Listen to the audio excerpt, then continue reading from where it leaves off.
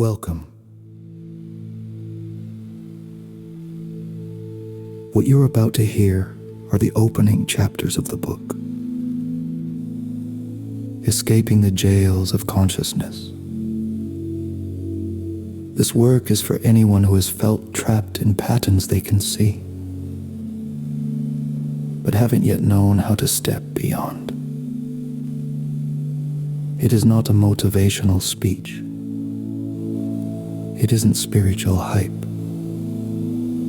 It's a grounded exploration of awareness, sovereignty, and the quiet return to coherence. These first 3 chapters lay the foundation. If something in you recognizes itself here, there is more waiting for you. Let's begin. Introduction. Entering the work. This book was not written to convince you of anything. It was written to meet you where you already are, in the middle of a life that has been shaped by experience, responsibility, confusion, insight, loss, effort, and quiet persistence. If you are holding this book, it is likely not because you are searching for answers in the abstract. It is because something in you has grown tired of fragmentation, tired of separating thought from feeling, action from meaning, clarity from embodiment.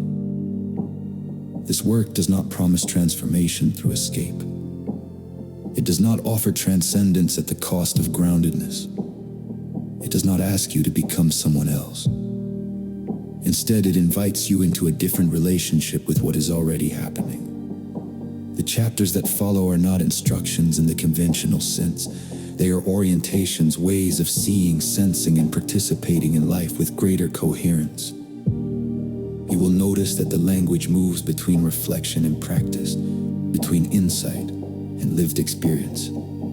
This is intentional.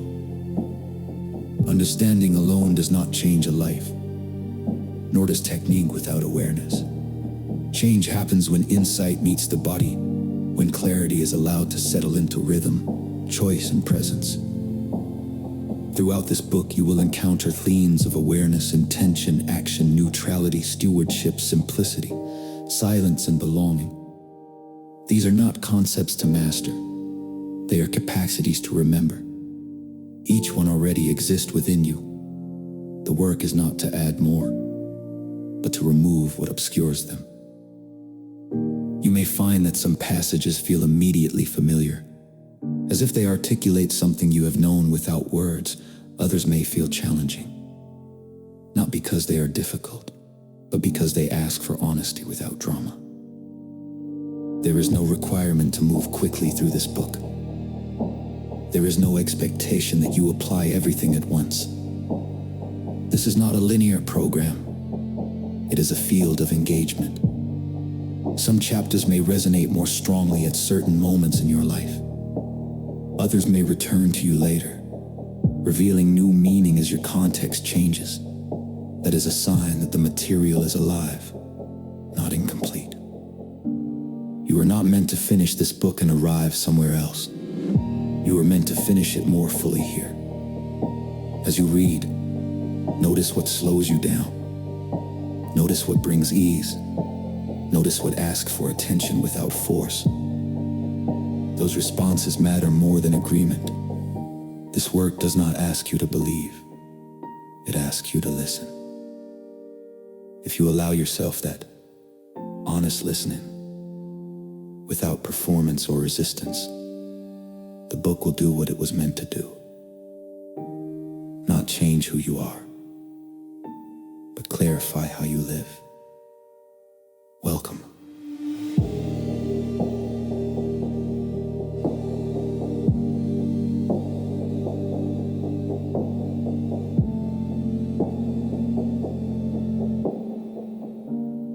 Chapter 1. Awareness. Seeing what is. Awareness is the beginning of every real change. Not change as improvement, not change as fixing what is broken, but change as awakening. The quiet moment when life stops being something that happens to you and starts becoming something you can actually see. We live inside motion without noticing it. Thoughts repeat themselves. Emotions rise and fall. Habits move the body from one moment to the next. Days pass, years accumulate. And somewhere underneath it all is a vague sense that life is happening too fast, or not quite right, or always just slightly out of reach. Awareness is the moment that spell breaks. It is not dramatic, it does not announce itself, it doesn't come with visions or answers or certainty. Awareness arrives as something far simpler and far more radical, noticing. Noticing the breath as it moves in and out of the body. Noticing tension in the jaw, the shoulders, the chest. Noticing the way a thought arises automatically without permission. Noticing how quickly the mind labels, judges, compares, defends. Awareness is not imagination. It is not analysis. It is not trying to understand yourself. It is the act of seeing what is already here without turning away.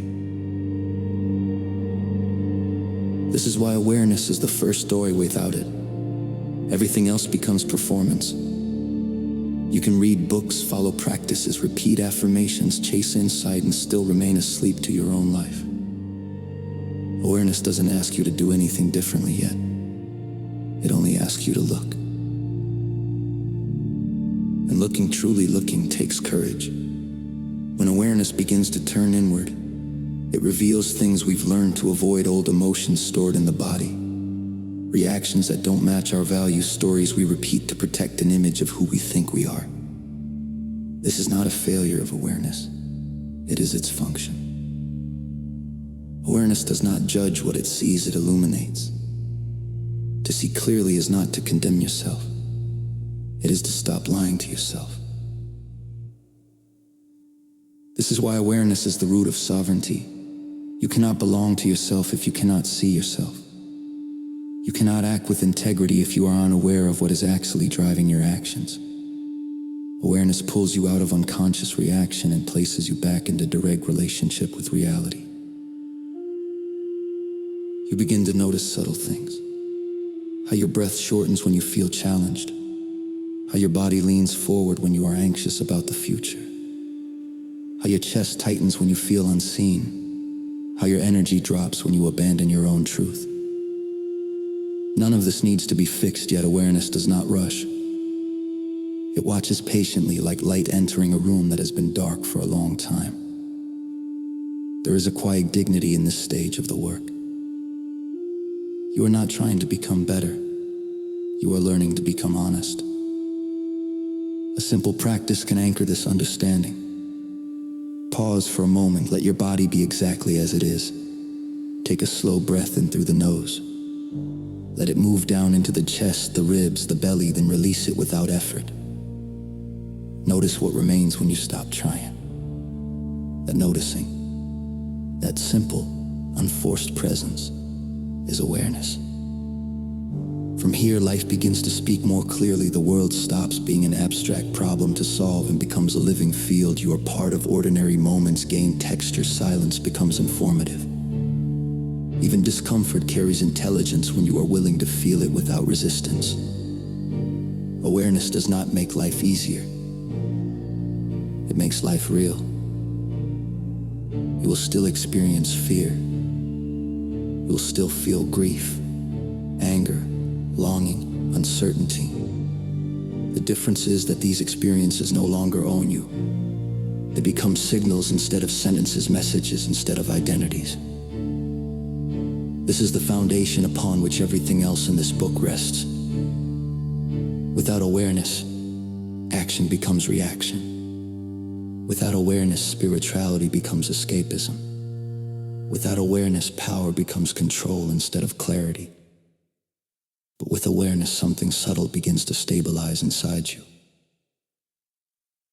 A sense of ground, a sense of orientation, a sense that even when you don't know what to do next, you know where you are. And that is enough to begin. Before moving on, return once more to the breath. Not to calm yourself, not to achieve anything, just to feel the simple fact of being alive. Awareness is not something you reach later. It is something you practice now. And every time you return to it, you take the first step again. Consciously, deliberately, and on your own ground. Chapter 2. Intention. Plant the seed. Awareness shows you what is. Intention decides what you do with what you see. Without intention, awareness can become passive, a kind of witnessing that never moves into life. You may notice patterns, habits, emotions, even truths about yourself, yet still feel stuck. Seeing alone does not shape reality. Direction does. Intention is the moment awareness begins to move. It is not force, it is not control, and it is not the same as desire. Desire reaches outward toward something it believes is missing. Intention arises inward from clarity and quietly organizes your energy around what matters. Most people confuse intention with goals. Goals are outcomes. Intention is orientation. A goal says, I will be happy when I arrive. Intention says, this is how I choose to walk regardless of where I am. When intention is absent, energy scatters. Attention pulls in many directions at once. Effort increases, but results feel inconsistent. Life begins to feel reactive, shaped by circumstances, moods, expectations, or other people's needs. When intention is present, energy gathers. You may not know every step yet, but you know the direction you are facing. And that alone changes how you move. True intention does not come from pressure or self-improvement. It does not ask, what should I want? It asks something far quieter and more honest. What feels true when I am not performing? This question cannot be answered quickly. It requires stillness. It requires listening beneath habit and identity. Often, the first answers that arise are borrowed, shaped by culture, family, survival, or fear. Intention begins when those layers settle and something simpler remains. You can sense it in the body, a subtle lift in the chest, a calm steadiness rather than excitement, a feeling of alignment rather than urgency. Intention has a different texture than motivation. Motivation burns fast and fades, intention endures. It does not need to be fueled by emotion. It is sustained by coherence. There is a reason ancient traditions described intention as a seed. A seed does not rush. It does not demand proof. It does not bloom the moment it is planted. It rests in darkness, trusting the process it belongs to. Planning intention means committing inwardly to a way of being rather than a specific result. It means choosing honesty over performance, presence over approval, integrity over speed. Pause for a moment. Let awareness settle in the body. Take a slow breath in. Pause. Now breathe out slowly. Let the body soften. Then ask yourself quietly and without expectation, what do I genuinely want to live in alignment with? Not what would impress others. Not what would make you look successful. Not what you think you should want. What feels alive when something arises. Do not analyze it. Let it be simple. It may come as a word, a feeling, or a direction rather than a sentence. Peace, clarity, truth, stability, creativity, connection. Intention does not need to be complex to be powerful. Once planted, intention is nourished through small, consistent acts of alignment. You do not force life to comply with it. You live in a way that makes space for it to grow. If your intention is peace, you pause before reacting. If your intention is clarity, you speak honestly rather than strategically. If your intention is presence, you return to the breath when the mind runs ahead. These are not dramatic actions. They are subtle, almost invisible.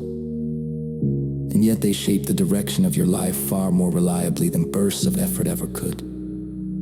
Intention also reveals friction. When your actions contradict your intention, discomfort arises. This is not failure. It is feedback. The body responds immediately when alignment is lost. Tension increases. Energy drains. Confusion appears. These sensations are not obstacles, they are guidance. Rather than correcting yourself harshly, you simply return. Intention is not something you hold perfectly. It is something you revisit. Each morning, each choice, each moment you remember you were not here by accident. Over time, intention stabilizes your inner world. Decisions become simpler. Boundaries become clearer. You begin to act less from habit and more from presence. Life does not become controlled, it becomes coherent. And coherence changes everything. Before moving forward, return once more to the breath. Let it remind you that intention lives in the present. You are not planning something for later. You are choosing how you stand here. Awareness shows you the ground. Intention decides how you step onto it. Together, they begin the path.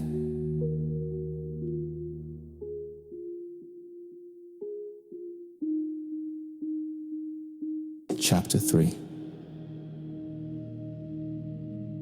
Feeling, returning to the body. Feeling is the bridge between awareness and truth. You can see your patterns.